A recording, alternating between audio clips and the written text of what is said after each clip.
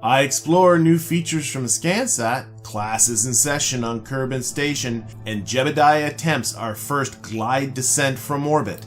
All of this and more coming up right now. Hello everyone and welcome. Well, this seems to have become a trend in how to start these episodes. Being out here at Kerbin Station. I'm sorry, I'm just not happy with how this was connected, so I've disconnected the Kerbal attachment system cables. And we're going to take this thing, we're just going to give it a bit of a rotation. I think it'll look better if I just kind of rotate it about 45 degrees. One thing you also may or may not be noticing is I've been noticing that my frame rates have been dropping with this space station. Yeah, it's gotten big enough that that's starting to become a bit of an issue. So this playback is sped up 25%. And I think I'm going to be doing that from now on with the station, but let's see what this thing looks like back together again. I think that's better. We'll rotate those solar panels at the end here as well, but I like that this is 45 degrees off from this rotation. To me, that looks better. Looks much better. Thank you, Valentina. Good job. But now it is Kerbery's turn to reconnect all of our supporting cables. We got to get everything ready because this is going to be the day when most of our students are going to arrive here. Again, remember that I do have a contract to bring 16 tourists up to the station where they will be attending a space camp hosted by, well, 3 Kerbals. I was going to say my 3 most experienced Kerbals, but that's not the case. But 3 Kerbals that are experienced enough that got saddled with this job. Mostly just because they were the ones that were available. And that'll be happening, so that'll be lots of launches. That's why we got this extra berth on here. But before those launches can begin, well, we have another one we got to get to.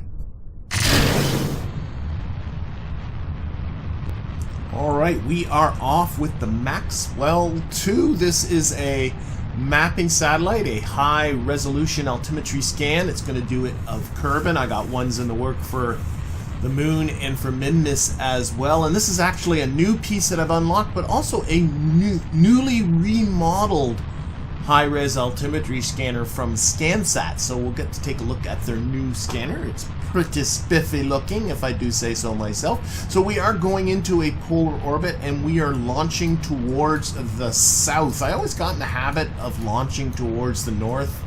I don't know why, because to be honest, that's exactly why. You see, those guys, although kind of, well, okay, they won't fall on much of anything, to be honest, but I guess there's still pieces there. But they're on an arc and will likely fall into the ocean over here. Yet if you go to the north, they're likely to land on some, I don't know, people's houses over there or something like that. So launching towards the south with the geography of the continent that the Kerbal Space Center is on makes a lot more sense when going into a polar orbit. Also, this is the rocket that really was the first thing that started tipping me off that I had issues with my launch script. And this thing was always self-aborting on me when I launched towards the north. And I realized the reason is one of the things it looks at is it's looking at what heading do we want to fly and what heading is it actually flying. And if that heading is more than 10 degrees off, the program's going to assume you've lost control and it calls an abort. But if you're going towards the north and you're just a little bit around north, now north is 0 degrees, but just to the west of north is 359 degrees and just to the east of north is 1 degree. And although that's a very slight change, in terms of the numbers, that's a pretty big difference. And I didn't think ahead, and my abort script didn't recognize that. And it kept calling aborts on me, and I couldn't figure out why, and then I figured out why. And although I never really fixed it, I put a workaround to not... It actually turns off the abort script if I go north. The easier solution is just simply go south. Like, that just solves the problem as well. And you can start to get a look at the little probe up here. We're actually going all the way up to a 250 kilometer apoapsis. We're going for the whole thing, all from this lifter here. But there you can see the new altimetry scanner. We'll see it in action very, very soon. And of course, there is a contract, I should point that out, to conduct a high-res altimetry scan of Kerbin. This is the official ScanSat contract pack. You might recall in my 2 series previous to this one, I actually had 2 ScanSat packs that seemed to be, or contract packs that seemed to be competing with each other. The reason was I downloaded one, but actually one comes automatically when you get the ScanSat mod. So if you're playing career mode and want modified contracts and you bring in ScanSat, it comes with contracts. So my advice, live with the ones they get. And actually I like these ones better anyway, that just say get the scan done and then just leave it to you. The other one used to have these really tight, ridiculous orbital parameters, some of which weren't even technically, like, it would be like put it in an inclination of 85.7 degrees. It just seemed arbitrary and silly. Oh, and we just cracked into the space barrier, so we got some stuff deploying, and we just had Miko, so it set up our burn here. And in fact, I'm going to actually tweak this burn. So I'm going to actually abort this program. Control C does that. The reason is because that's going to circularize completely with the booster, which is fine, but then the booster's going to be stuck in space with not enough delta V to get it back down to the surface. And I can tell because this circularization burn is actually going to be the same amount to get this thing to come back into the atmosphere. So what I wanted, and I only have 195 meters per second left, so if I reduce the amount of the burn to under half of, or about half, yeah, under half of what 195, so call, I don't know, geez, let's think first. Let's just get out here and do it. If I just, I don't even have to look at it from map view. Silly. Can do, oh, I do have to look at it from map view because I got to select the maneuver. So let's select the maneuver. And that's what I want. Oh my golly gum. So I got 195 meters per second left. So divide that by 200. Oh my god. 87. No, my 297 would be 194. Yes, 97. Oh my golly. So, if I reduce this to, let's go to 95. Actually, let's just go 90. 90 meters per second on that.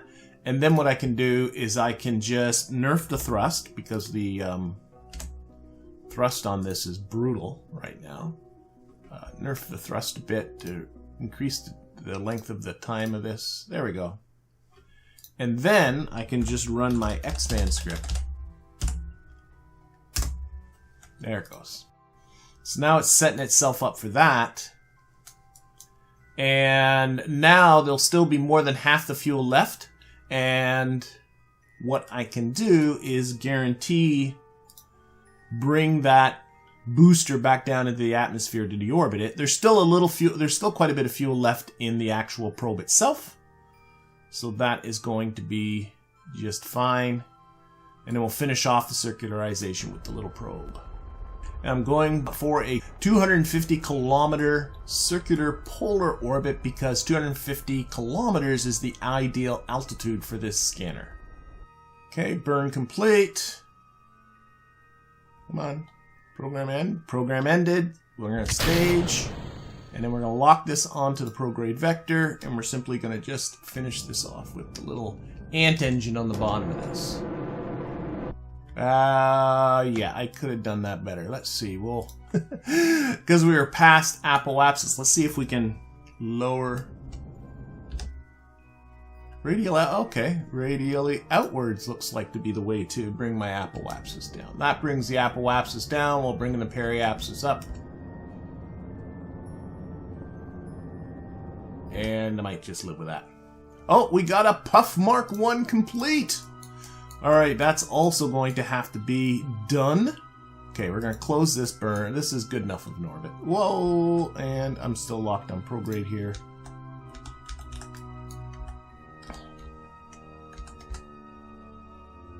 Alright, so here's our little probe. Take a look-see at it. Boy, the reaction wheels are like super tough.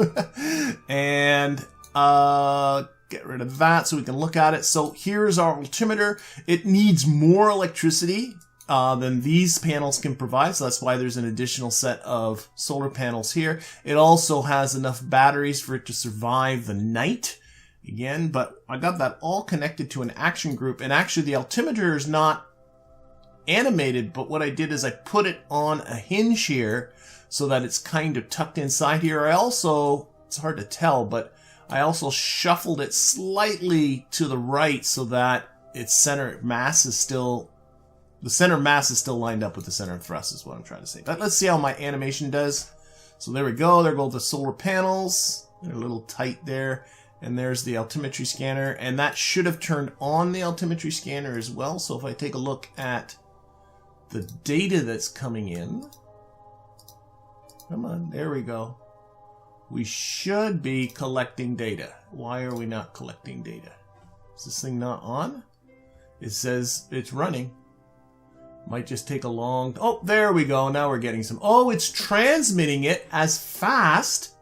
There's a novel concept. It's transmitting it as fast as it's collecting it because I finally used my head to put on a decent antenna.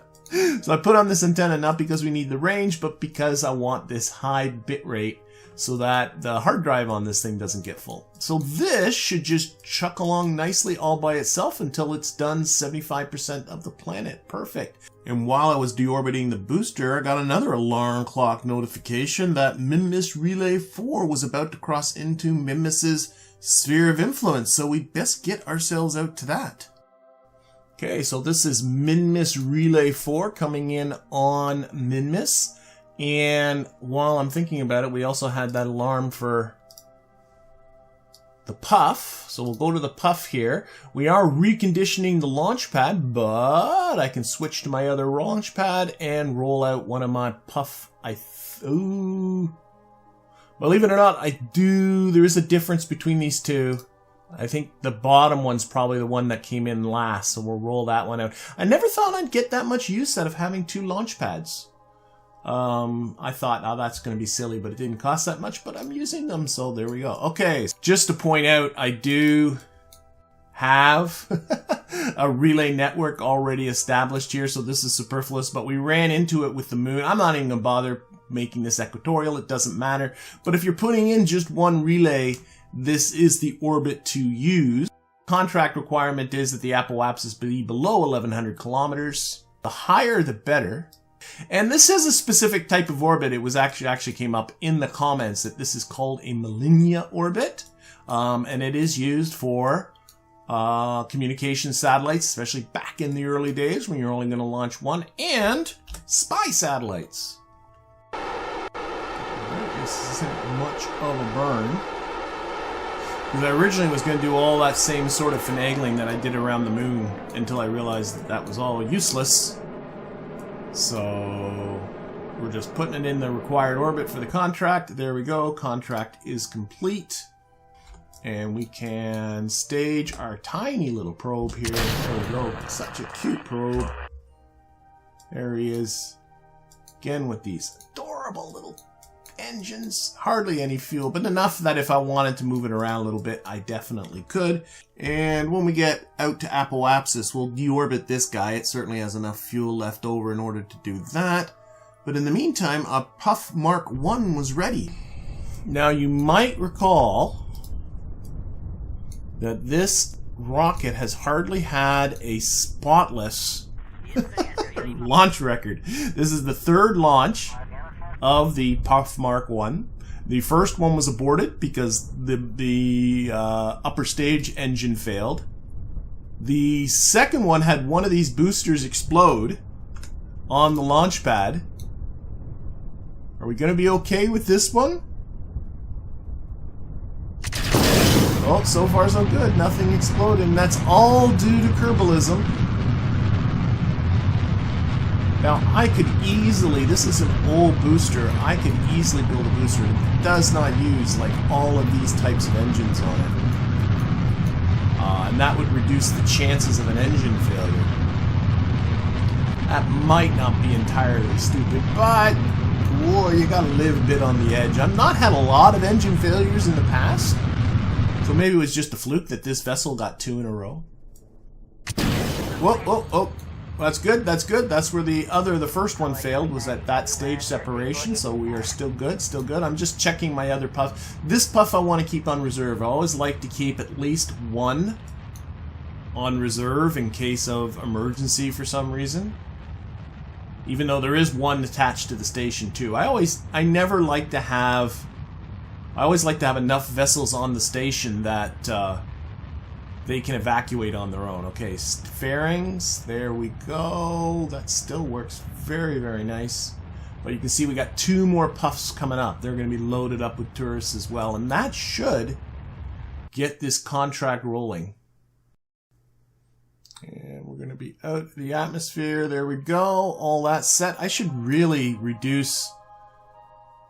You can adjust the speed. Well, then again, on an abort, you want those to come. Well, no, maybe not. You can adjust the transverse speed so that that doesn't go quite so quick. That might not be a bad idea. Maybe I'll go back and edit the other ones. Get that to happen. 5, 4, 3, 2, and there we go. Ignition. The booster did its job. Hoorah! Let's plot our course to the station.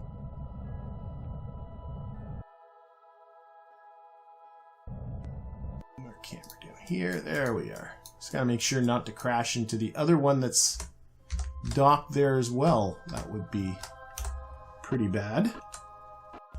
Oh, I see what's going on. I gotta lock those wings. Unfortunately, I made the bad choice. Oh, that way. Sorry. Nothing like a backwards docking port to confuse you. There we go. I made the dumb choice of putting these wings on I and K, which of course I'm also using as translation keys for doing the docking. Okay, this seems okay now. Actually, maybe that's not a bad idea. It might make keeping wings out of each other's way. It might not be bad to have them the way they are. Oh, but it messes up the RCS a little bit, I think. Yeah, it does. So, okay. I'm talking too much. Let's dock. Then we'll fix the wings. I just forgot to lock them before I started using RCS. There we go. So,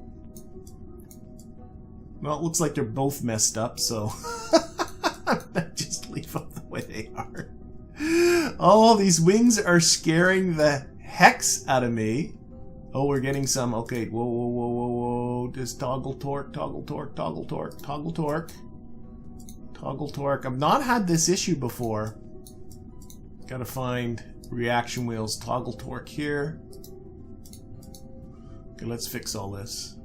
Getting a little bit of wobbly bobblies. A little bit of wobbliness happening whenever you have too many reaction wheels, especially if they're all pointing in different directions on a station. Things can start to go funky on you. I've been getting away with not having to toggle the torque, but I really should probably be toggling the torque. Okay, the wobbling seems to have stopped, so that's good. All right. So it looks good, I think. I think it looks good. It does. Let's take some of our peoples here and start shifting them about. Start by taking theme on. We'll put them in the executive quarters with Valentina and Kerbery. And then all the rest of these chumps need to go other places. Put them all into here. So we're getting, how many people do we have up here right now? 2, 4, 6, 8, 10, 12 people. We'll keep theme on up here. What we're going to need to do, I'm not quite sure, I haven't thought this far ahead, but someone's got to have to take all the pilots back down. So I think, I don't know, we'll work it out. So right now, yeah, still more people to come up, and all these people. So I'm 1, 2, 3, 4, 5, 6, 7, 8, 9 to go. So I'm getting distracted because I completely forgot about the fact that these folks should have, was it this one? Sandra's inventory. Yes, Sarah. Okay, you I didn't give one. Batteries. Okay. This is it. You saw my electrical issues last episode and how I was trying to use the capacitors, and I realized the capacitors, as cool as they are, they don't really do what I need them to do to solve the electricity woes of this thing. Well, woes, that it could run the flight experiment in the night, and what it needed was more batteries. And between a bunch of people that came up, these are not enough batteries to solve the problem, but each Kerbal has its own individual inventory, and you can put stuff in their individual inventory in the VAB, so why not take advantage of that with these puff launches? And I just sort of started adding batteries to their individual inventories. They each can only carry one battery, but I figured after a few launches, I'll have all the batteries I need so that Kerbal can go out and install them, and I can solve my electricity issues without having to launch another supply ship. So basically what we're talking about is Gus was at the gangway and he's just handing out batteries. Just find somewhere to put this, put it in your pocket. We just need these up there. Using persistent rotation, I might be able to get the rotation of this to match Kerbin. I know there's a way, I remember a way you could set... Maybe that's it. And momentum? Yeah, momentum, you give it an RPM. I've done that one before, but I'm wondering if I just set the reference of the rotation to Kerbin, and I'm hoping that will help with the solar panels, keeping them oriented so they won't keep occluding each other. Yes! That's what I'm talking about. So relative to Kerbin, it's maintaining its same position, which means that it should... Well, actually, no. What I want is to keep its orientation to the sun the same all the time. I forgot entirely that I had persistent rotation. I mean, I knew it was there. One of the things that it does is when you time warp, it will still rotate. That's hence the name persistent rotation. But what I'm going to do is set the relative rotation to that for the sun and activate. So now what I'm thinking is as this is rotating, it should maintain its orientation with the sun, which should help with these solar panels. I think that's what I'm looking for. Yep. When it comes out the other side, it should be its exact same orientation with the sun. Looks good, looks good, looks good, looks good. Okay, I think that's all working. Okay, so I should have used that a long time ago. Alright, let's, but, the eventual plan, I'm thinking right here is a good docking port to put some sort of truss structure off of it. Then I'll have big gigantors and everything on it, but that's all going to be for the future. What's coming up next? Research and development. Oh, oh my gosh, let's get to this is a big day, Okay, yes, this is a momentous and exciting day. Let's get a good view of this. My Research and Development Center is going to be done in just over an hour. It's going to go to level 3. That is, as far as upgrading your Space Center goes, easily the most expensive one. Donna. Ba! Oh, that's exciting. That's exciting. That's exciting. Actually, I have lots of cash. I mean, I can upgrade the launch pad. Everything's level 2, but except for the vehicle assembly building, I think it's level 3. No, it's still level 2 as well. The tracking station's level 3. And mission control is level 3. Everybody else is level 2, but I'll upgrade them when I need to upgrade them. There's no rush on everything else. Okay. What else is coming up? Another puff launch. Oh, we got the other one only a couple of hours after that. Alright, this is round 3 of tourists on their way up. This time it is Verbery in charge. Verbery doesn't seem too pleased with having to drive the bus, but you can see my brand new Research and Development Center there. That's so pretty. Oh yeah, that's much better with the slower animation on those wings unfolding. Much nicer. So yeah, I got into the VAB and just tweaked that down. I also took the raising and lowering of that hinge off of the I and the K keys, which makes a little bit more sense. There is a toggle just to set it to the maximum angle or set it to the minimum angle, which I figured should be fine because there's no way I would ever do anything with it either. It's either folded all the way up or folded all the way down. I don't see why I would have anything else, so I just attached maximum and minimum to the to a couple of action groups and avoided having to use the I and the K keys to position them wherever I wanted to, and I think that's a much better idea. Nicey nice. Oh, this is getting exciting! It really, really, really is. Okay, so 4 people left to bring up. And that vessel is in the process of being rolled out right now. So this is our final crew of students. This time Lagerford is the bus driver. And Lagerford actually has a mission as well, a further mission to do a flyby of the moon. I'll have to sort of concoct a moon mission, but I think Lagerford's going to stay in space, but all my other pilots are going to be coming back down. And I'll figure out who's going to also go up with Lagerford when we go around to the moon, but that's not going to be this episode. Obviously, that is going to be for some future episode.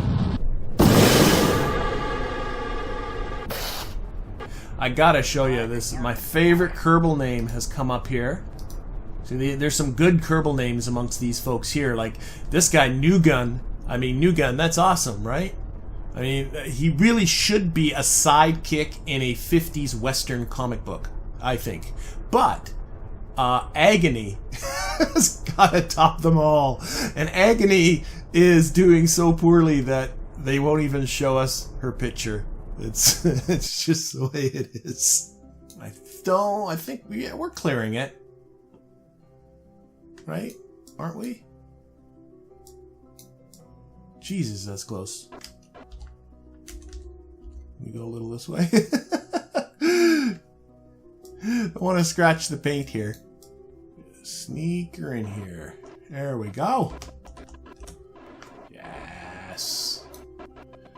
Lagerford, you're the boss. You're the boss of tight parking spaces. Tell you, once you get used to what to look at on the Navball, this isn't as hard as it seems, but it does take practice. It certainly would help if stock gave us a little bit, tiny bit better of a docking interface. Alright, there we go. All of them, wings going every which way. We'll deal with that later. But that should be everybody. That should be everybody required for this contract. Yes, the timer is now ticking down. It was at 40 days. It's on its way down. Everybody aboard. I just got to recover all these folks. Don't have to recover my Kerbals. Isn't that interesting? But I do have to recover all the tourists. And again, when this is all done, some of these folks are supposed to join our crew. That's what is supposed to happen, but that's going to be 40 days from now. So let's move everybody. The classrooms are getting full.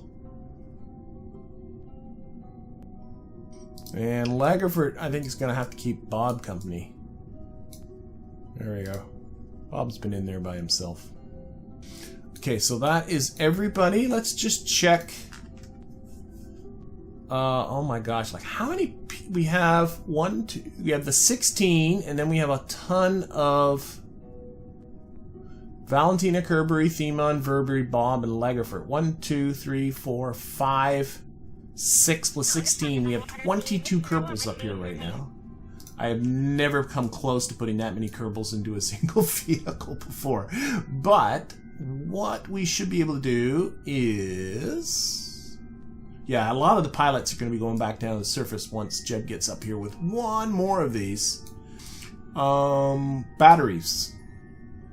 We need to install batteries. That's what we're going to do. So Kerbery must be getting so sick of doing this. She go, can't you get another engineer up here? I'm tired of this.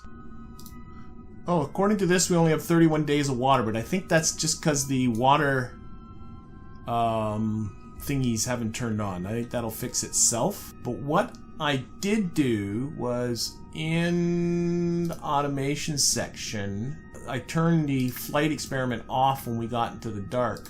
So now I can have it so I don't care, because I should have, in theory, enough electrical to make it through the night. So let's find the flight experiment. Let's go to devices. Here, just go to the device list. Devices, find the flight experiment, just turn it on. Okay, and hopefully let's check to see if this thing makes it through the night. Okay, sun's about to come up, so I think we are making it through the night. Alright, there we go. And while I was doing this time warping, the ScanSat contract finished. And I'm a little confused because I have this other contract to conduct high-resolution visual scan of Kerbin.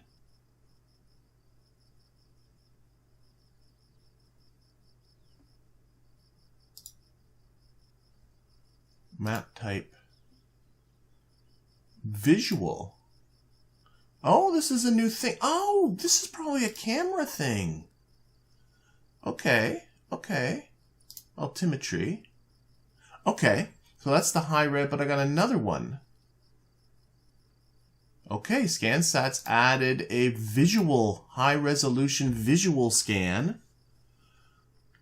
And I got a contract to do that, so why don't we take... Oh, I could have done that with both.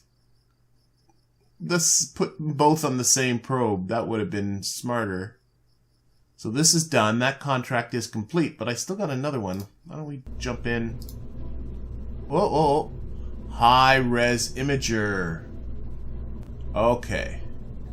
Oh wait, there's two. Advanced high-level imager. Oh my god, I gotta figure this stuff out. What's this one here? The pinnacle of Kerbal non-high-resolution observation. This large and expensive imager produces high-detailed color images and can identify unique surface features using a small amount of power and functions only in lit situations. This one is an entry-level observation, produces beautiful high-detail color images from low orbit, uses small amount of power, and functions only in lit situations. So I'm thinking this one's the advanced one, and this one's the lower tech one. Why don't we slap it on and see what it looks like? Try and build a probe around this. It's a nice reflection texture on the mirror in there. Or the optics, or whatever that's supposed to be. Looks like a mirror. Looks like a mini Hubble. Let's retract that. Okay. Nice animation. And I'm looking forward to what the images this thing produces is going to be like, but that's going to have to be for a future episode. This episode, we got one more puff to launch. Okay. And here comes our fourth launch of a Puff Mark 1, and this is just Jebediah. And Bill's ready now after his arduous time on the space station. He is ready to go again. He's there as a co-pilot, and what we are just doing is going up there. We're picking up those extra pilots that brought up all those tourists. We're going to bring them down because I need pilots. I think Jebediah is actually my only pilot I have on the surface right now, and even he's obviously not quite on the surface, is he? Oh, I picked this stupid angle. I can't really see. Gotta be there any moment. Oh, there we go. Alright, look at that. It's Spaceplane City. Okay, now I want to take a look at the contracts because I know one of my pilots needs to stay up here for this one. Advanced piloting. Lagerfurt needs to do a flyby of the moon. I got a whole idea for that. It's going to have to be for the future, but it means that he's going to stay in the station. But everybody else, not everybody else clearly, but the pilots that are in here, other than Valentina's going to stay here too. Alright folks, have yourselves a great class. We are out of here. These folks are all pilots, right? Pilots, except for Bill, of course. Alright, well now kind of comes a moment of truth. We need to get down to the surface. And I've done it in simulation. And I put it down on the runway, and it came out all okay. I've done simulated pad aborts, and that came out okay. We ditched in the water after a real abort. and that came out okay. But these wings are freaking me out. Oh, we are battery issues. Yes. Thank you, Kerbalism, for warning me about that. Jebediah, you know you're supposed to orient this for the batteries, aren't you? Charge these up. I'm also noticing we're going to be... Is it going to be during the night? It's going to be during the night that we're going to get there. Didn't think that through. But it is what it is. I thought a night launch, who cares? Realized, of course, that meant we're coming down in the night as well. Alright.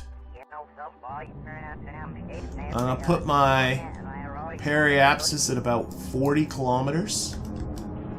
That's kind of a guess. Maybe a little bit more. Maybe about 35. And every plane is a little bit different when it comes to its descent profile. And like I said, I did test this and then I completely forgot what the result... I mean, it worked. That's all I remember. But the issue... Why are these batteries almost empty?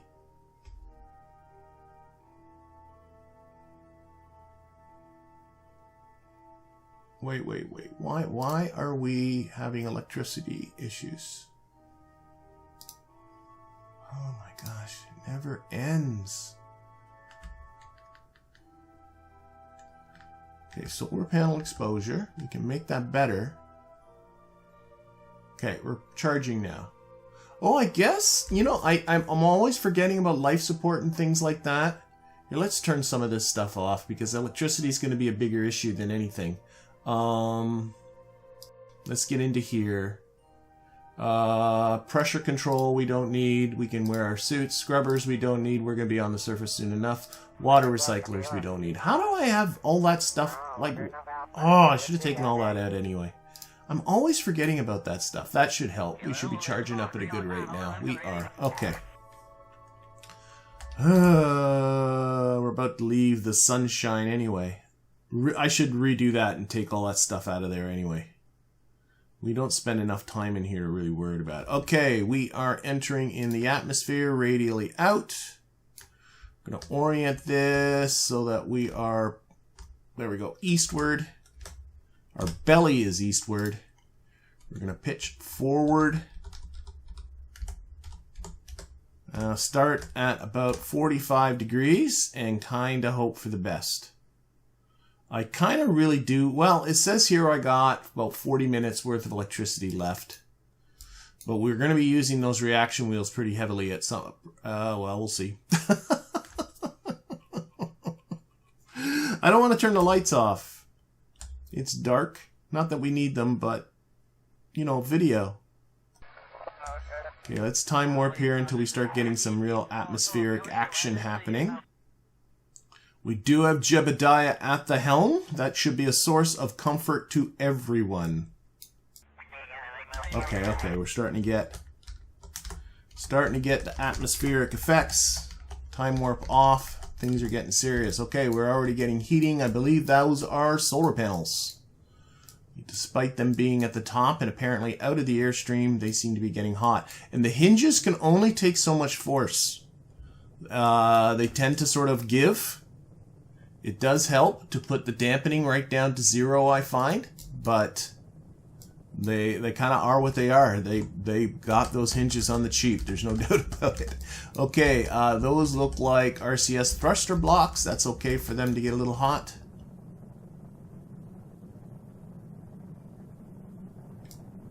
And like I said, every plane is a little different. And this plane's pretty light. That's the real kind of, you know, that combination between surface area, especially when you're on a high angle of attack like this, that's what's slowing you down.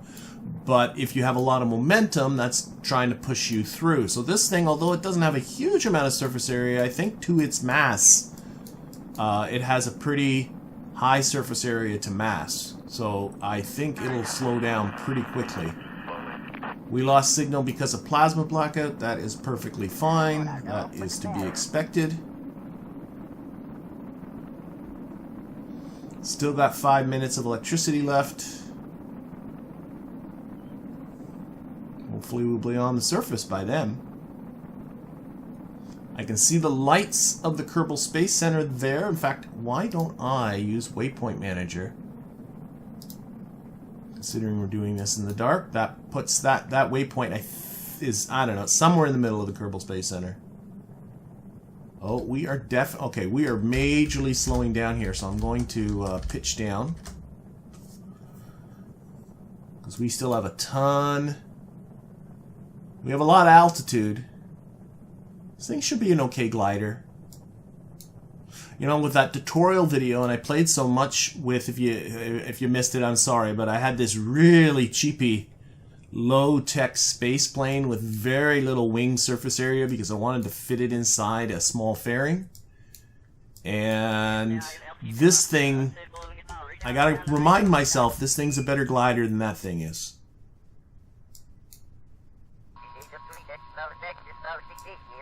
It's hard to tell where exactly we are. Oh, I should put this on terrain.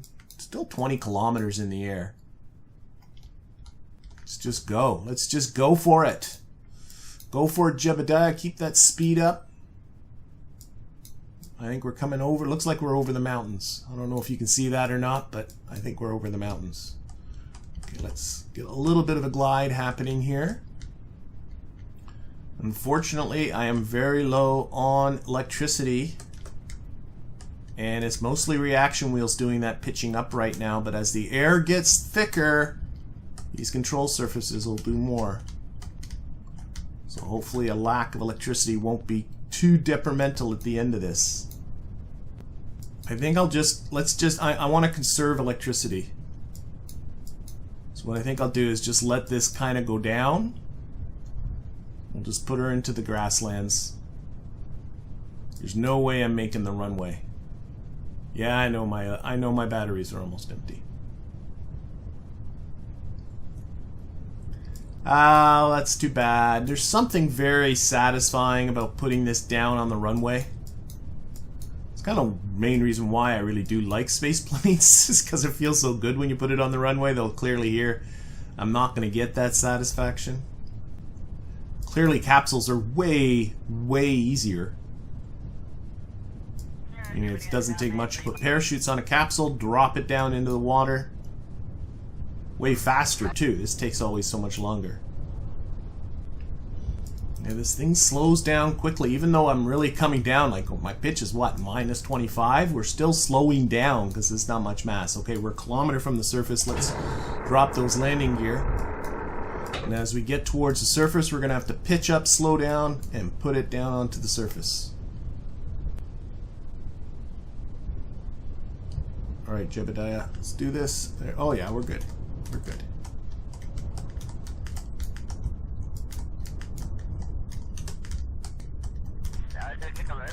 Oh yeah, it's not a bad little glider at all. Okay. Whoa, whoa! Alright, alright, alright. Not completely intact, but I've seen worse. Let's at least get them upright in there. There we go! Okay. We'll call that. Definitely not bring our periapsis as low as that next time. We'll get the recovery crew to bring them in.